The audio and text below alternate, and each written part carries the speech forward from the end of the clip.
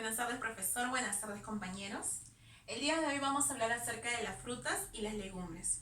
Pues bien, las frutas y legumbres son seres vivos.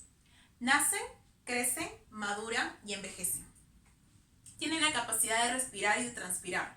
Cabe mencionar que durante la transpiración van a perder agua y ello implica una pérdida de peso. La clasificación de las frutas es fruto, fruta y verdura. El fruto es la parte de la planta producto de la fecundación del óvulo, mientras que la fruta es la parte de la planta que nosotros consumimos como postre. Y la verdura sería la parte restante de la planta. Esto puede ser el tallo, la hoja, las raíces. Hablar de frutas implica hablar de los tipos de estas. Existen frutas climatéricas y frutas no climatéricas. Las frutas climatéricas son aquellas frutas que pueden ser manipuladas y cosechadas previas a su maduración. Un ejemplo de ello podría ser los plátanos. ¿Y por qué? Porque pueden ser cosechadas y su maduración va a seguir produciéndose. Mientras que las frutas no climatéricas van a ser manipuladas y cosechadas estando ya maduras. Un ejemplo de ello serían las piñas. Pues bien, hablemos de la respiración de los frutos. La respiración de los frutos es un proceso metabólico en el cual va a haber una degradación de moléculas.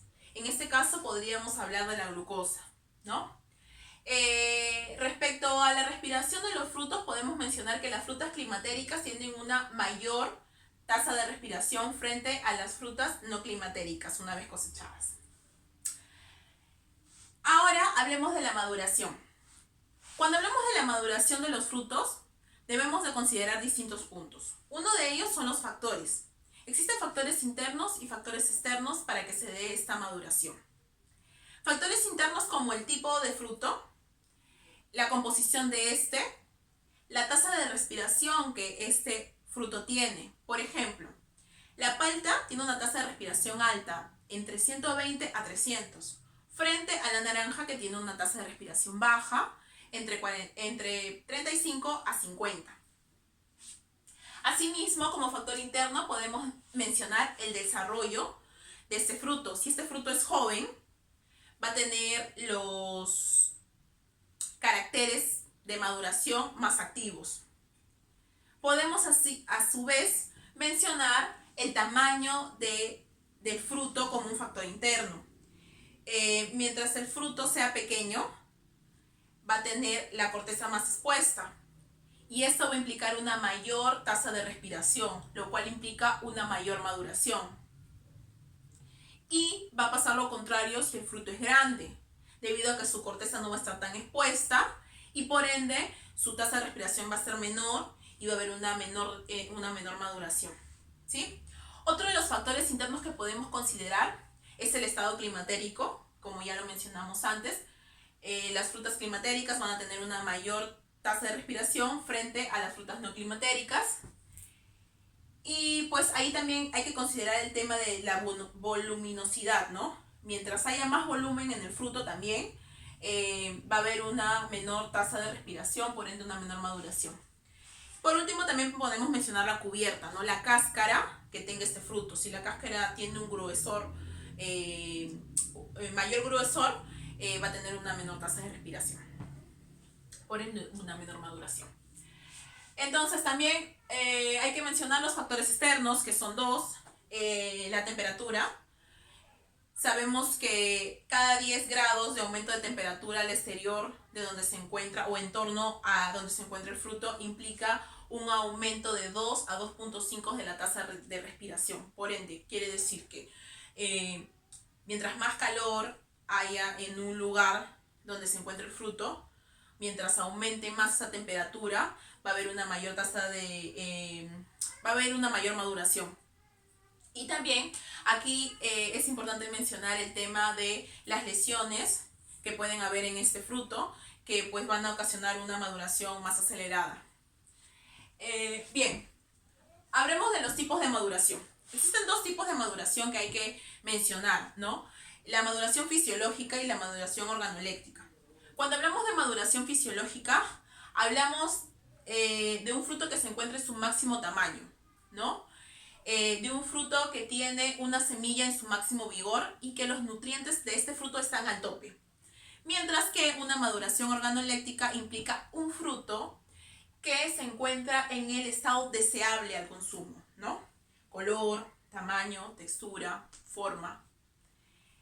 Entonces, hablemos ahora del control de maduración. ¿Cómo yo sé que ese fruto está maduro? Pues bien, existe un control visual que no es tan específico porque va a depender de la percepción de la persona, pero me permite evaluar el color, el tamaño, la forma, que de alguna u otra forma yo lo puedo relacionar con la maduración, ¿no? Del fruto. También se puede dar un control físico, ¿no? Si por ejemplo hay el desprendimiento del fruto de su planta, de un árbol, por ejemplo, ¿no? La manzana. Yo podría decir que esa manzana está madura. Hay un control químico que me permite, por así decirlo, evaluar la acidez de la pulpa de este fruto, y en base a ello yo voy a saber si está maduro o no. Así también puedo evaluar mediante este control el contenido de almidón y el contenido de glucosa.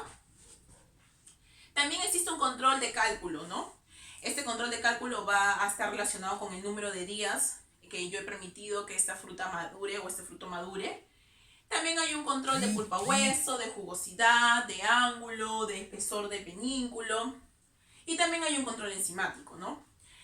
Pero aquí nosotros nos vamos a detener a hablar acerca de las funciones que tienen las enzimas, ¿no? En los frutos. Por ejemplo, las pectinasas ablandan a los frutos, ¿no? Y son usadas, pues, por estas mismas funciones, son usadas por la industria alimentaria.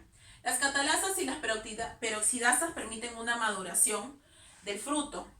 Las glucolíticas son aquellas enzimas que descomponen los azúcares. Las hidrolíticas, divididas en la invertasa y la transaminasas, pues tienen distintas funciones, ¿no? La invertasa lo que va a hacer es liberar glucosa, mientras, monosacáridos, ¿no? Mientras que las transaminasas lo que van a hacer es transformar aminoácidos. Y por último tenemos a las clorofilasas, que van a romper la clorofila para que se dé ese color particular del fruto cuando ya está maduro. Pues bien, hablar de la maduración es hablar de una hidrólisis, ¿no? Esta hidrólisis se puede dar, podemos mencionar dentro de la hidrólisis dos cosas. La hidrólisis del almidón, que pues de almidón va a pasar a glucosa, y la hidrólisis de la hemicelulosa de la pared celular del fruto, ¿no? Que lo que va a ocasionar va a ser un ablandamiento del mismo. Cuando ocurre una hidrólisis hay un aumento de monosacáridos, por ende va a haber un aumento de dulzor. Por ejemplo, en el caso de las manzanas hay un aumento en la concentración de fructosa, mientras que en el caso de las piñas hay un aumento de la concentración de sacarosas. Así también es importante mencionar al etileno, al hormona etileno, ¿no? Que está presente y aumenta durante la maduración del fruto. Es un gas que en la actualidad es usado por la industria alimentaria de manera exógena para controlar esta maduración de los frutos, ¿no? Y pues hablemos también de la concentración de oxígeno en el ambiente donde se puede encontrar este fruto. Si la concentración del oxígeno en el ambiente es alto, va a haber una mayor tasa de respiración, por ende va a haber una mayor maduración. Y si la concentración de oxígeno en el ambiente es menor, va a haber una menor tasa de respiración, por lo tanto va a haber una menor maduración. Para cerrar, vamos a considerar los 4 puntos de alguna u otra forma más relevantes para la maduración de los frutos, ¿no?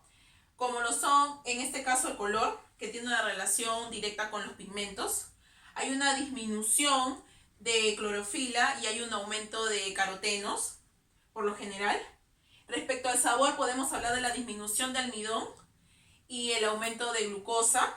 Respecto al aroma, de la disminución de los sustratos presentes en el fruto y el aumento de compuestos volátiles. Y por último, si hablamos de la textura, como ya antes lo mencionamos, hablamos de la hemicelulosa, de la degradación de la hemicelulosa de la pared celular, que va a permitir un ablandamiento. Y pues también cabe mencionar que la actividad metabólica del fruto va a tener la repercusión respecto a que si esta actividad metabólica es alta, este fruto va a tener una vida útil más corta. Y si la actividad metabólica del fruto es baja, Por ende, vamos a tener una vida útil más larga de este fruto, ¿no?